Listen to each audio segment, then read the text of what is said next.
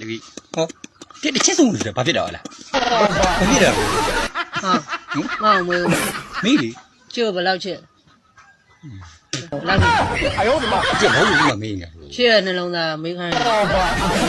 ချစ်ရဲ့ရင်ပိုင်းမှာအချင်းနှလုံးသားမောင်းလို့မေးခိုင်းလို့အချစ်ကမေးတာပြီးပြီဒီမှာအချစ်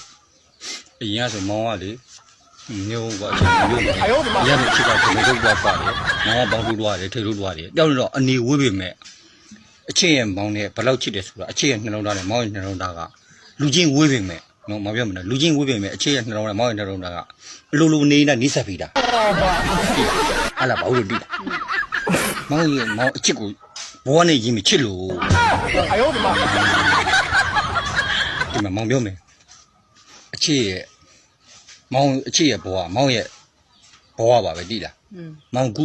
မောင်းတစ်တော့အကောက်တင်ထားတာဘာလို့တင်တာတိလားမောင်းတစ်တော့အကောက်မှာအကောင်းကင်းမှာလာမင်းကြီးလို့တင်ထားတာဘာလို့တင်တာတိလားမောင်းအဲ့ဒါအချစ်ကိုချစ်လို့ကောင်းကင်းမှာလာမင်းကြီးလို့တင်ထားတယ်ချစ်ကိုတင်ထားပြီတင်တာအေးအချစ်ကိုတင်ထားလို့တင်ထားတာဟုတ်လားတိလား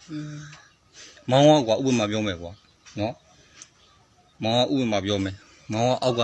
မြေကြီးမှာပေါက်တယ်မြေစာပင်လေးပေါ့ကွာနော်မောင်းအောက်မှာမြေကြီးမှာ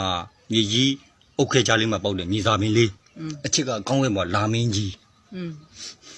အဲ့ဒါကောင်းကင်မှာအချစ်ရဲ့လာမင်းကြီးကပန်းလေးတွေဘယ်ချိန်မှကျွေးကြမလဲဆိုတော့မောင်းအောက်ကမြေစာပင်လေးကအယောဒီမှာအောက်ကမောင်းရဲ့ဘဝမောင်းရဲ့ကညမာမောင်းရဲ့ဘဝကမြေစာပင်လေးကကောင်းကင်မှာလာမင်းကြီးဆီကနေပန်းလေးကဘယ်နည်းမှကျွေးကြလာမလဲဘယ်နည်းမှကျွေးကြလာမလဲဆိုတော့မောင်းမှာတော့တမျောမျောနဲ့စောင့်မျောနေရတယ်မောင်းရဲ့ဘဝ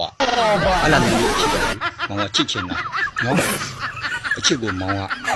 ဒီဘလောက်ချစ်တယ်လဲဆိုတော့မမင်းနဲ့ကွာနော်အယောဒီမှာမောင်းဟိုတူတော့ကောင်းမှာကောင်းမှာလာမင်းကြီးကိုတင်ထားတာအချစ်ကိုမောင်းနှိမ့်စိမလို့တင်ထားတာချစ်လို့နှိမ့်စိမလို့တင်ထားတာ